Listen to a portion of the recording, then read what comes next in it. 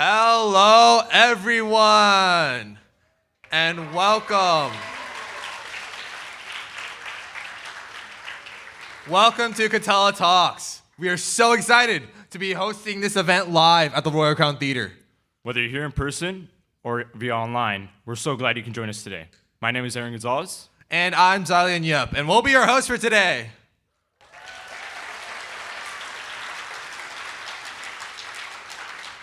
During this event, there'll be a variety of unique speeches and documentaries covering a variety of topics selected by their presenters. As we are in the midst of our nation's 250th anniversary, we are reminded of how important young people have been in the shaping of our country, the United States of America. You'll notice many of the speeches today are reflective of the issues in our nation today, but that's why we're here, to build towards a better and brighter future. Now, enough with the pleasantries. Let's begin our presentations.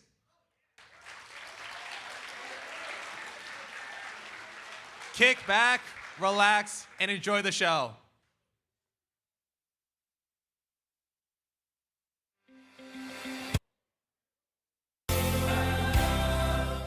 Today, we are hosting Katella Talks. This event showcases students from various grade levels presenting on an issue that is affecting their community. These talks are student-driven, student-led, and student-produced. Students chose topics that are personal and what they are passionate about. They chose which student presentations should be showcased, and they are shooting and editing each presentation in a TED Talk format. In addition, many students created documentaries about their topics. With film and digital arts being Katella's unique pathway, we encourage our students to find creative alternatives to demonstrating their knowledge and sharing their voice. We hope these projects lead to an exciting conversation, curiosity, openness, critical thinking, and action. And now, let's begin.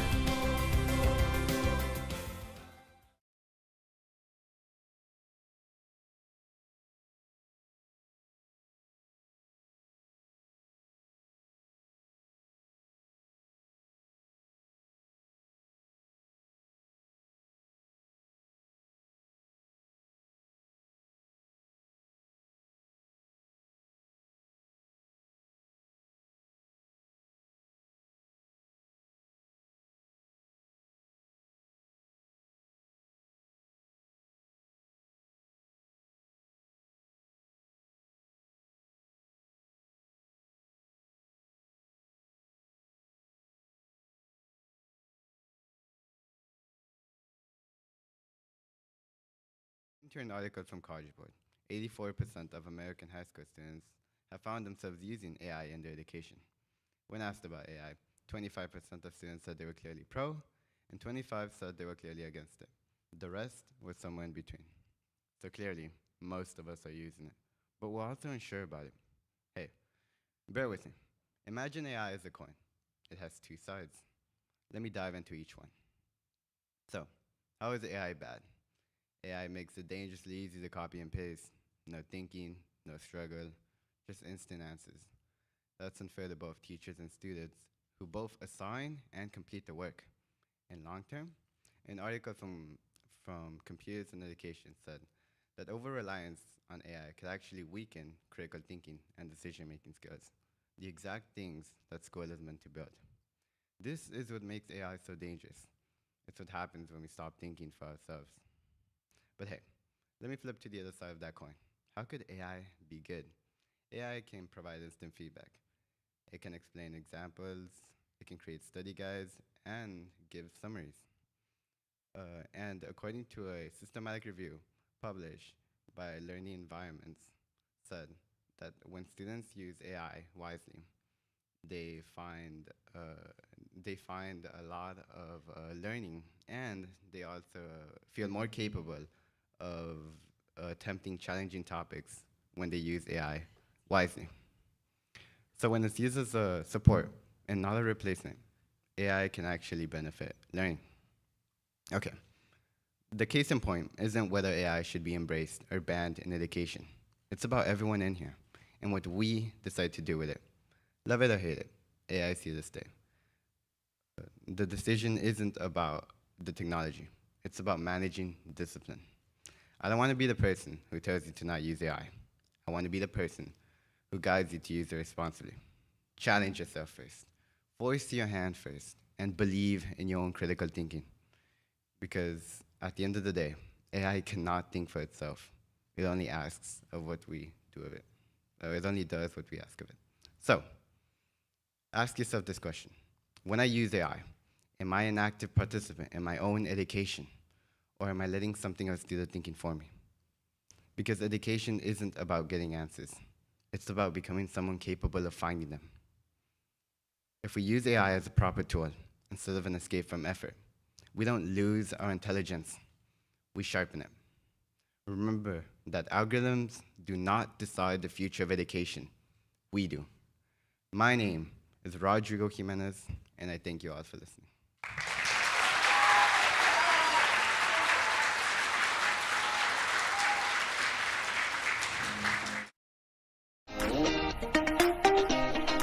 The process that led to these talks started with teachers using project-based learning models as a foundation, which include 4 steps: driving question, research, critical friends protocol, and gallery walks or presentations.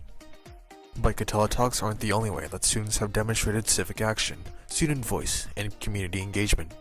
Let's take a look at some of the other projects that students have participated in throughout the year. So today we were assigned to basically create a book as well as an ed puzzle teaching our 5th graders about the water cycle.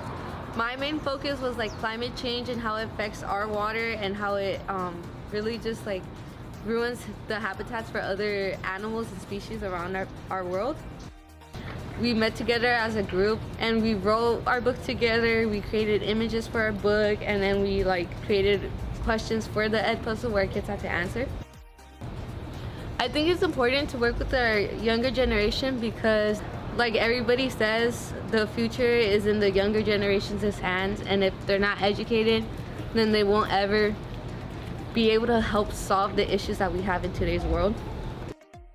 Last semester we did our environmental service projects, and we had to pick something that would benefit the environment, and we had to do research and log all the hours for it. I chose a recycling project where I picked up recyclables around my tennis courts after practice or at any reasonable time. I'd record how many recyclables I picked up that day, how the process was like, and how long it took. Overall, this was a very important project because I know that a lot of people our age don't realize how much we affect the environment just like as a singular person. This assignment I did publicly with my team, and it was something that people were seeing me do like every day for like 2 months straight. I feel like that publicity itself helps people to recognize like a norm. So seeing that norm kind of makes this domino effect for people to recognize that there needs a change. The activity that we're doing today is the Chalk Art Festival. This activity is important because it allows you to express your own creativity, your own original art that you can display for people to see around campus.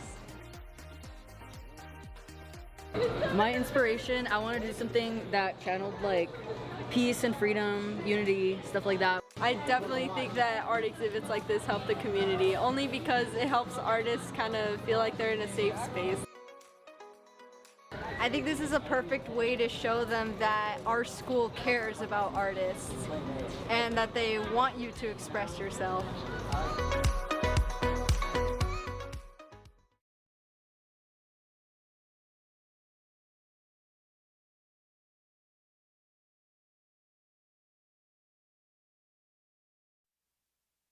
Now, please welcome in our next presenter from the class of 2026, Nathan Cazanes.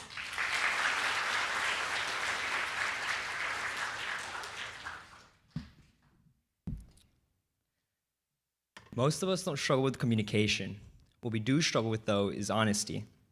We know what we want to say, we rehearse it in the mirror, we think about it while we shower and before we go to bed and during class. But when the time comes, we end up staying silent. Why is that? Because uncomfortable conversations are scary. They can risk rejection, conflict, awkwardness, and vulnerability. But let me tell you the truth. Avoiding uncomfortable conversations don't protect us. They can trap us and sometimes take over our mind. Unspoken feelings can turn into resentment, little misunderstandings can break up friendships, and the questions that we have bottled up can turn into assumptions. And sometimes the silence can create distance that could have been prevented with honesty. Every meaningful relationship in your life will eventually need an uncomfortable conversation. But avoiding them not only makes it harder on yourself, but it makes it harder on others. So the next time you feel uneasy, ask yourself this: is a temporary discomfort worse than the permanent regret? Because uncomfortable conversations aren't the issue. Avoiding them is. Thank you.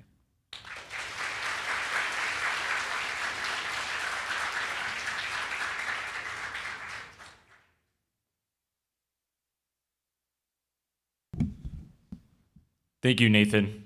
This year, students were given the opportunity to create documentaries based on reflective of their Katella talks. Now please help me welcome our first documentary, Civic Action.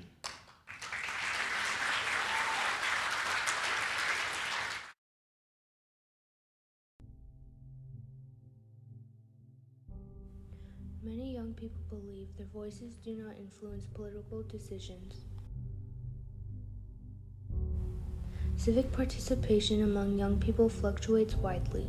Trust in institutions remains low among Gen Z.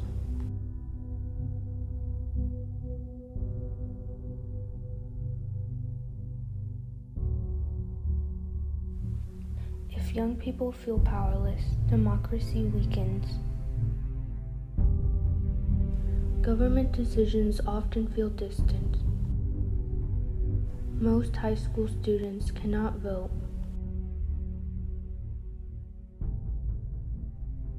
Political systems appear complex and inaccessible. But history shows a different pattern.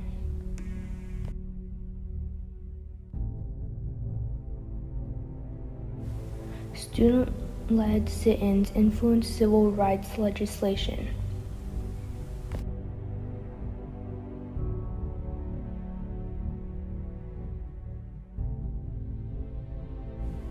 Youth protests reshaped public opinion during the Vietnam War. In 1968, thousands of Mexican American students walked out of East Los Angeles high schools. They demanded better textbooks, smaller class sizes, college preparation courses, and most importantly, respect.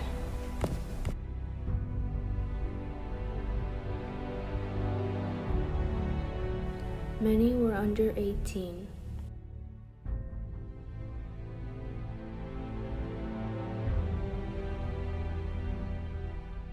Their protests led to policy reforms and increased educational funding.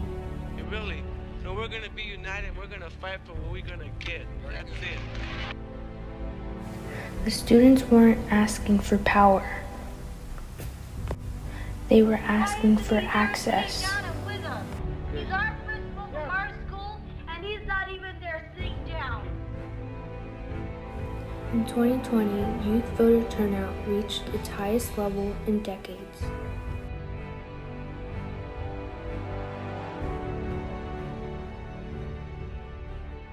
Teen-led movements continue to influence national debates. Protesting ICE enforcement. Dozens of students walked out. The TEA warned school districts not to facilitate in student protests. Young people are participating, but many still doubt their impact. Political activism that disrupts learning. The TEA told schools to mark student protesters as absent and warned that teachers can be subject to investigation. If young people are capable of change, why do so many believe they are powerless?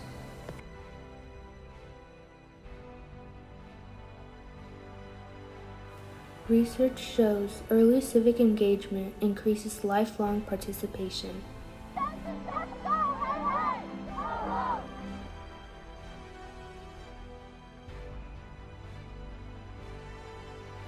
Civic engagement begins before voting age.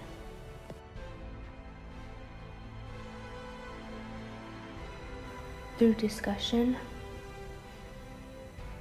through organizing, through participation.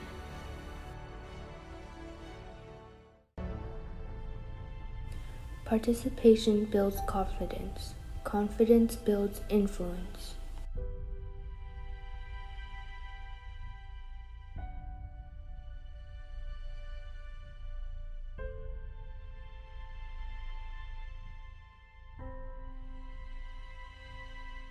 Power is rarely handed down. It's practiced.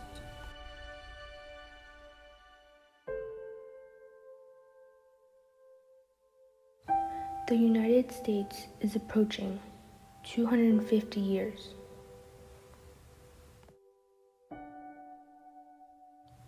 Its direction depends on who chooses to engage.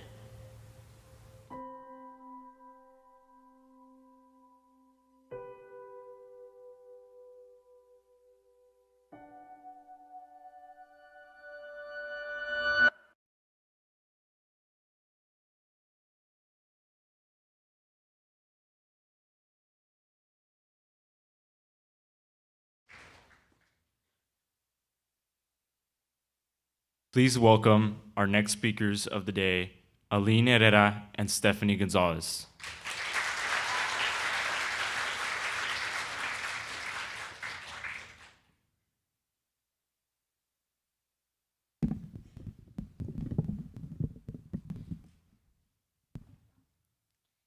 Do any of you guys have a close relationship to an immigrant? As we are approaching America's 250th year anniversary, we'd like to speak to you all about starting an efficient pathway towards citizenship. Pathway to citizenship is a crucial problem because immigrants struggled crossing the border for better opportunities. As immigrants contribute to this country, they still have to face 25 years to obtain a visa. According to AmericanImmigrationCouncil.org, paperwork can be up to $1,000. Suffering immigrants come to this country seeking safety only to be unwanted and unappreciated. Think back to when we asked you if you had a close relationship with an immigrant, and if they shared a story about their immigration, think about that too. For me, it's my mom. It's sad to think about, but when ICE was around our community, my dad and I had to learn how to grocery shop. I understand that as young adults, we'll eventually learn how to grocery shop for ourselves, but I believe it should be out of growth and not out of fear. And we don't think anyone should be afraid of having a family member being taken from them. Our ideas to work on this issue is by voting for a better candidate, a candidate who will keep our immigrants and borders safe. By adding more educators and IT systems, we can reduce backlog. As a result, we want more accessible applications and faster processes. We understand that keeping our borders safe is important, but using ICE to wipe out immigrants will not stop illegal immigration or the suffering that comes with it. Our country is completely diverse. From the music we dance to the food we eat, our founding fathers were settlers, and yet doing it the right way is nearly impossible. Therefore, we'd like to encourage seniors by hanging up posters around campus with the QR code which will inform them about voting. This introduces us to Rock the Vote, where teens can vote for a better candidate and learn to register for the next election. Young teens of the age 16 can register to vote. Your last day to register to vote is October 23rd, 2028, and never forget that your voice can make a difference because we are the coming generation of adults. Thank you for your attentiveness to this matter.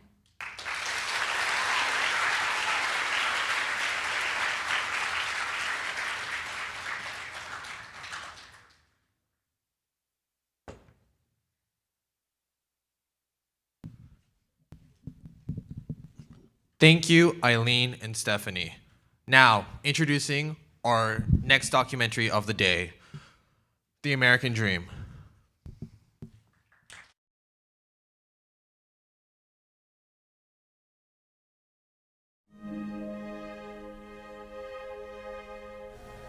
The phrase American Dream was created in 1931 by a historian named James Truslow Adam. He created it during the Great Depression as propaganda. The economy had collapsed, people were starving, and the wealthy were terrified of revolution. So they needed a story to keep people hopeful and compliant.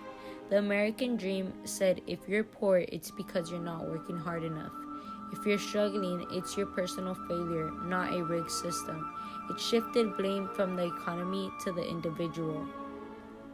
And it worked. People have been chasing the American dream while wages stagnated, costs exploded, and wealth concentrated at the top. The dream was always a lie designed to make you blame yourself instead of demanding change. Because of the propaganda lie, many decided to immigrate.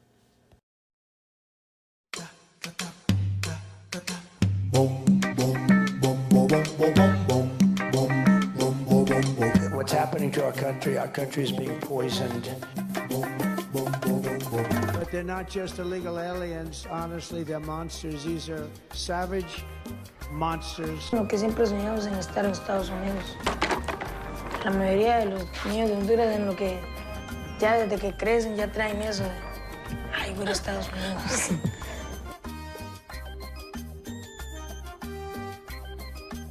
Todo de eso, pero pensamos en que si agarran a uno, mi hija la mayor se puede quedar a cargo de los más chicos. No he tenido planes, pero pensamos si nos llegan a agarrar, irnos para México. Ya tenemos una casa allá para llegar. El lindo Michoacán. Pues me vine de ilegal, crucé por la línea con 3 amigos y nos echaron en una camioneta atrás acostados a todos, dejamos como 15 ahí acostados y así nos vinimos. Llegué en el año 98, fue como en junio. Entonces nomás que agarraban a uno ahí en la frontera y luego regresaban para atrás. Pues ahora se portan mal los de ICE con la gente, los maltratan, los golpean, los tumban, los arrastran, se abusan de su poder, todo eso.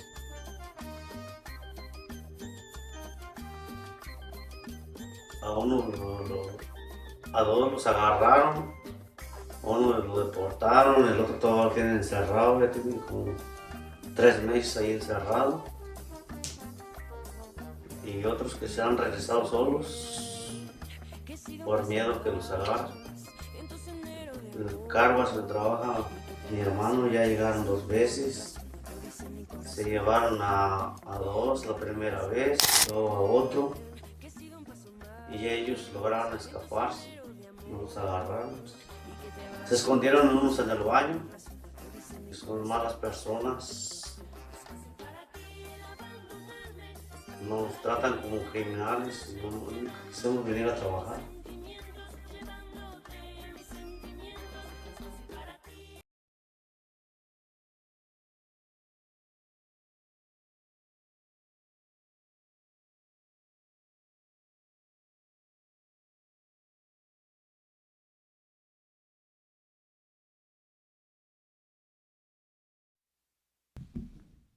Now please welcome our last presenter from the class of 2029, Mikael Durante.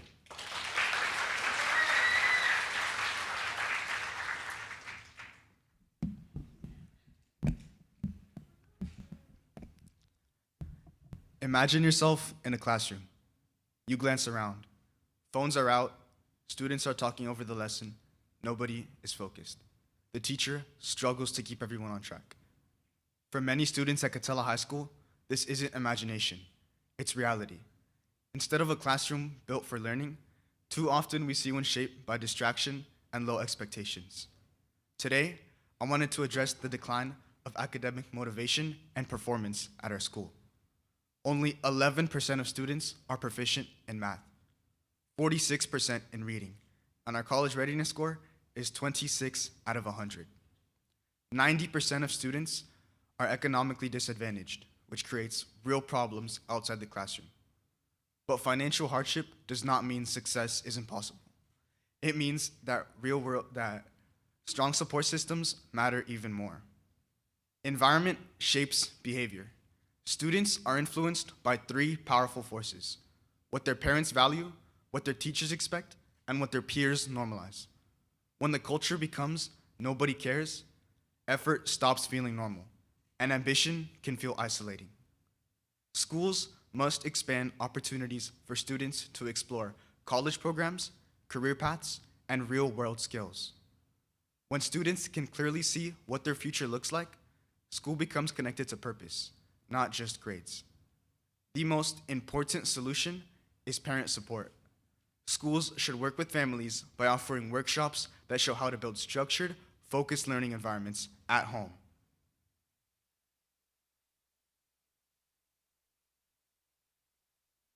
I urge parents, teachers, and school leaders to work together to help create an environment of focus and discipline, both at home and on campus.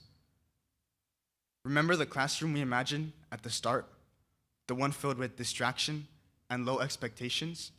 Together, we can turn it into a classroom where students are focused, teachers are supported, and effort becomes the standard.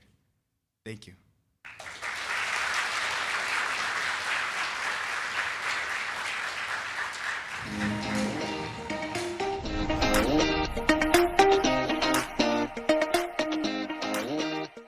I would probably say critical thinking, as in my research for my topic, I came across two different points of views that I thought were really interesting, and I think it's very important for you to know both sides of the story.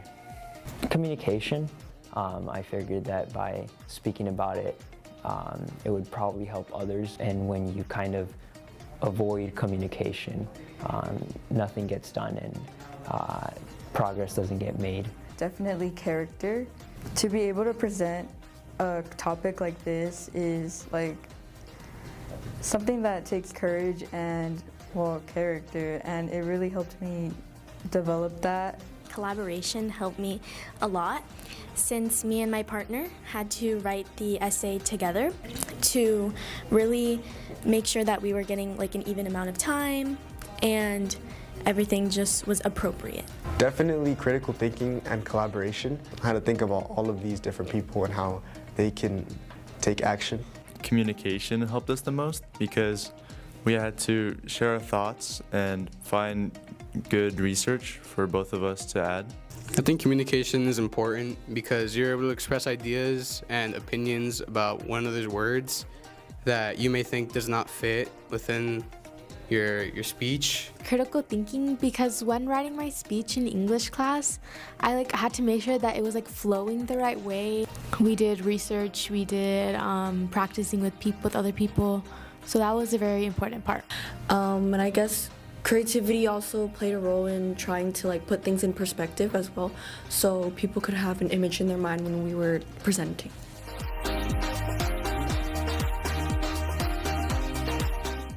It's made me realize that it doesn't take much to try to make change. You can make change by just doing something as simple as writing an essay. Just for my voice to be heard by others is really empowering.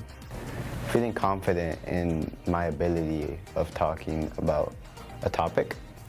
Doing this, it helped me a lot to be less nervous in front of an audience, and definitely it helped me a lot with my public speaking.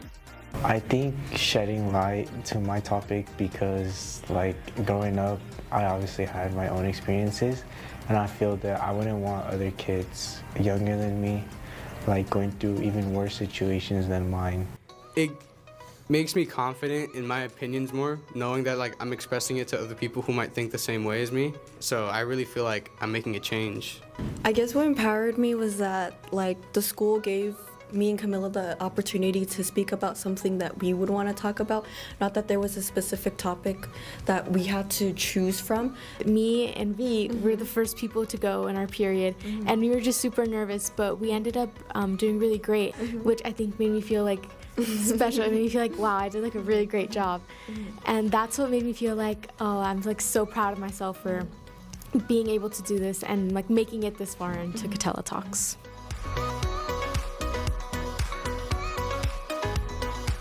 placing myself inside the community to really get a feel of what others think about it.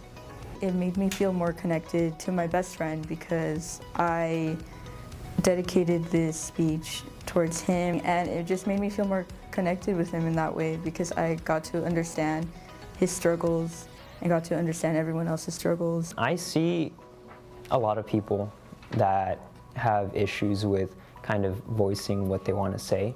And so by doing this project, I believe that I will at least reach one person. Especially as a Latina woman, that I'm able to just have my voice heard at school and just really feel like I was a part of Katella. I feel like it's a good way of getting people to understand how to come up with problems in the community and how to help come up with solutions. I'm identifying a problem not only I face, but other people in my community face. My family, friends, even teachers have all experienced this problem, and I feel as if we could all do something about it. It's really nice and beautiful to see that with the help of Katella Talks and stuff, we can reach out to many other people and just tell them about our cause. Like the obvious, we're presenting such an important topic to our school, our community, English classes, a bunch of parents are coming, maybe people are even from the school board, and we have the opportunity to make a difference in our community. And I think that is something that made me feel more connected. It's like I'm giving them suggestions and input, and it's like, who knows, maybe this will catch on, and what starts in our district could go on to a neighboring district.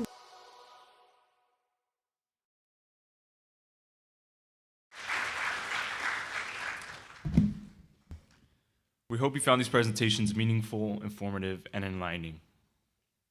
All of our presentations will be available online after today, so be sure to check out Katella High School's YouTube channel and feel free to share with your friends and families. Now, before we go, we'd like to give a big thanks to those who made today possible. Firstly, we'd like to thank the teachers who kickstarted these projects within their classrooms.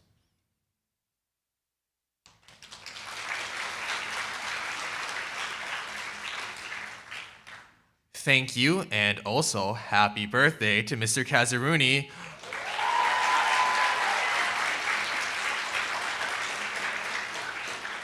For helping our students perfect their speeches, and also to our student film crew who shot and produced our videos and live stream.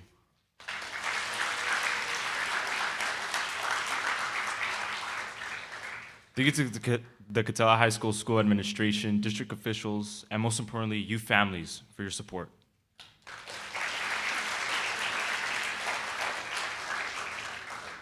And lastly, all of our presentations today were only a fraction of the amazing projects produced by outstanding student bodies.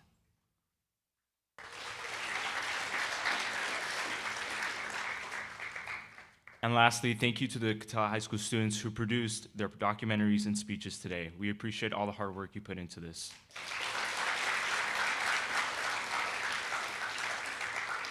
Thank you to Aaron for being my co-host for today. And thank you, Zyla, for being my co-host today.